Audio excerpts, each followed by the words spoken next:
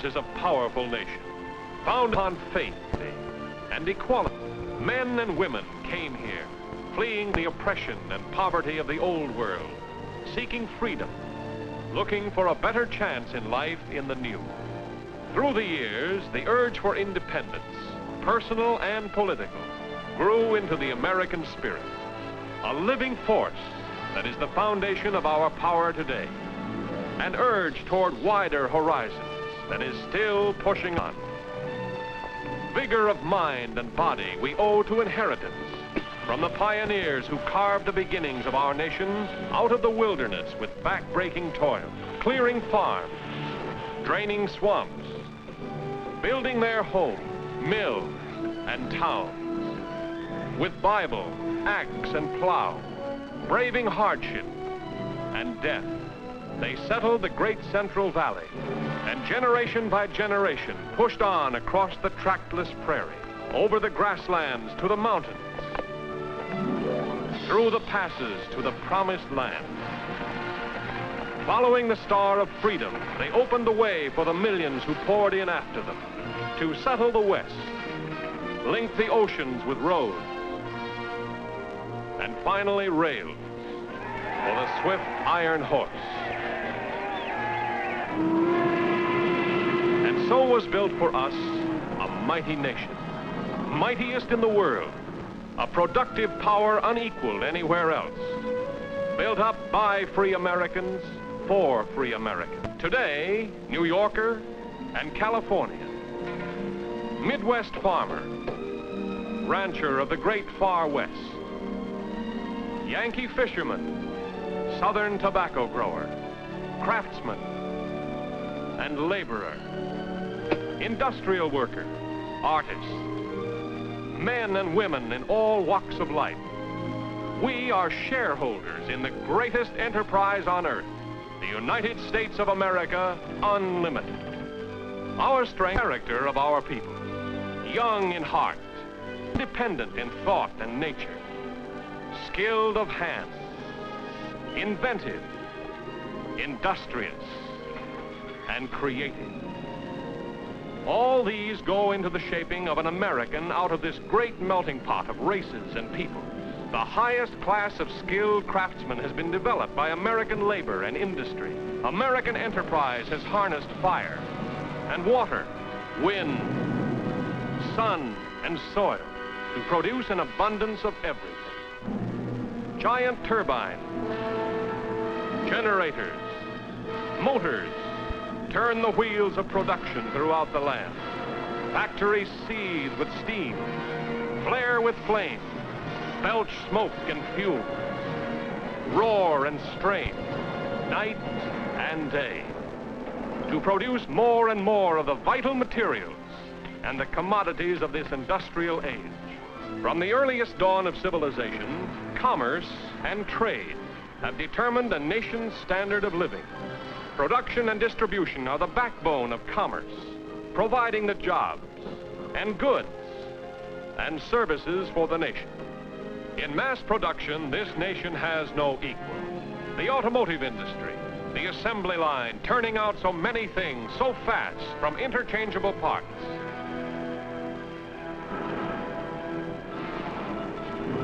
So vast and varied is our power to produce to meet every material need of man, we can glimpse only a few of the highlights of the complex picture of our industry. Trace here the more colorful strands that make up the endless pattern of American production and distribution, the fabric of our power and plenty. We have a wealth of natural resources, nature's gifts to this fortunate land.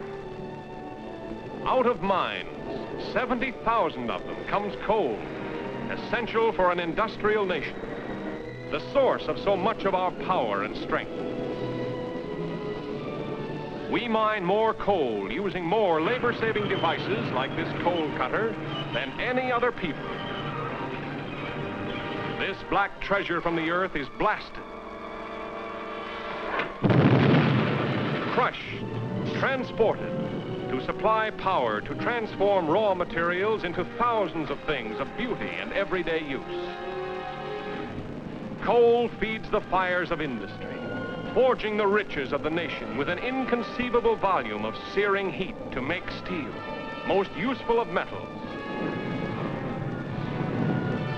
Molten steel pouring from boiling cauldrons, an inferno of white flame, black smoke and fumes rising from stack and chimney. That spells production, mounting high and higher, raising our standard of living as it mounts. Produce plenty and we shall have plenty. Never has man had the power to produce for his needs as we have that power today. Pits and quarries and oil fields disgorge a multitude of substances. Fuel, copper, granite, building stone, high-grade iron ore.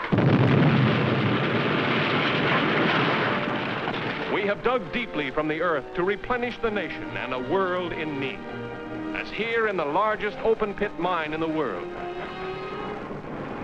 Tremendous masses of crude materials have been mastered, making glass, melting aluminum, purifying, beating, molten copper, cast, rolled, drawn, spun, from thin wire to burnished cable. Not only in the treasure below the earth are we fortunate, but reaching to the sky in soaring perpendiculars is another rich gift of nature, our magnificent forests.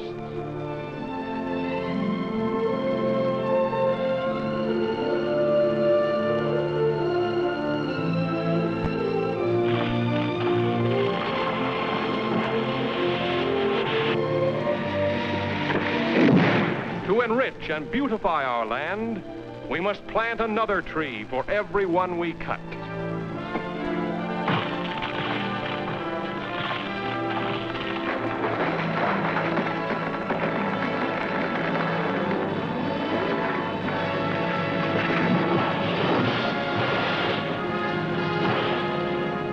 Logging giant redwood sections on the way to the mill. Pine, cut with precision, converted into lumber by ingenious power-driven machines.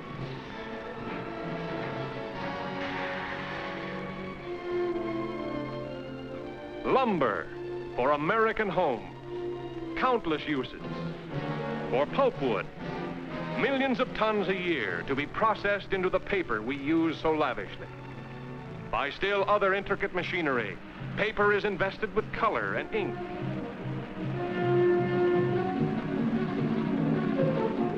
The press, a free press, a powerful protection to a democracy, is the right to information as guaranteed to us by the Constitution. Our press, augmented by radio, communicates truth, knowledge, and understanding to our people and to all the peoples of the world. The ever-expanding scope of the motion picture that breaks through the barriers of language and nationality to entertain, to speak in the universal tongue of music, and to educate. A powerful medium for the diffusion of knowledge and goodwill among men and nations to help build a peaceful world. Now let's take a look at our peaceful fields of fertile earth and living green. Lucky man, the farmer, grows his own groceries, shares nature's bounty and beauty, rests in the shade of his own California vine or Georgia peach tree. By means of tractor and harvester and combine, by improved machinery and tools and equipment, our farm production is prodigious. Grain from the Middle West, cotton from the South. Every section of the country has its special product. From the Northeast, rich maple sugar. From the Northwest, fine wool for your winter coat. From the Southwest, hides, leather for your shoes, and meat And food, a power for peace in a hungry world. Abundant production being further increased by improved methods of soil conservation, by the magic of water. Here, a giant man-made canal detours billions of gallons to acres that never bloomed before, transforms them into wide expanse of rich green fields to yield a bountiful harvest. A tremendous stream of food from every part of the land rolls to market on the wheels of a transportation system unequaled anywhere in the world. A salute to American enterprise, engineering skill, capital, and labor that has built up and constantly improves our vast network of railways, highways with their fleets of trucks, our system of waterways, shipping, canals for inland transportation, breathtaking bridges, and for air transport, the plane, an American invention that has shrunk time and distance, brought continents within a night's journey of each other. Conquest of the air. We are only beginning to comprehend its power. We have put rivers to work, harnessed the floods with gigantic dams of concrete and steel to make power, electric power, white coal for industry. River current transformed into electric current, carried from powerhouse over the miles to your house, to the houses of industry. Electricity powers this modern robot, which shapes a formless mass into delicate glass tumblers with fantastic ease. And without the touch of human hand, performs an unbelievably intricate task with rhythm and precision. Turns out the finished article by the thousand. Colors, dyes, plastics, synthetics, magic in the industrial arts. Solomon in all his glory was not arrayed as one of us in this age of invention and applied science. Yes, since Benjamin Franklin first discovered electricity, we have come a long way in mastering and directing this wizard force to make power and light. But nations do not live by their material power alone.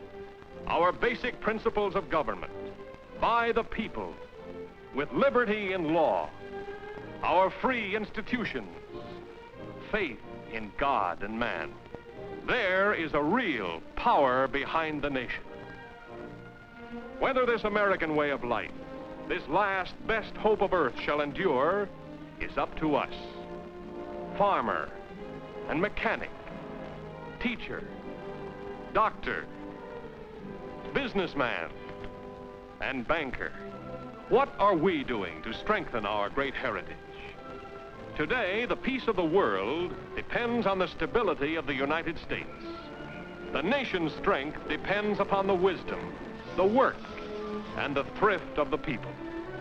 Our security is the nation's security. That is why our Treasury urges us to save purity and regularly in United States savings bonds, the safest investment on earth.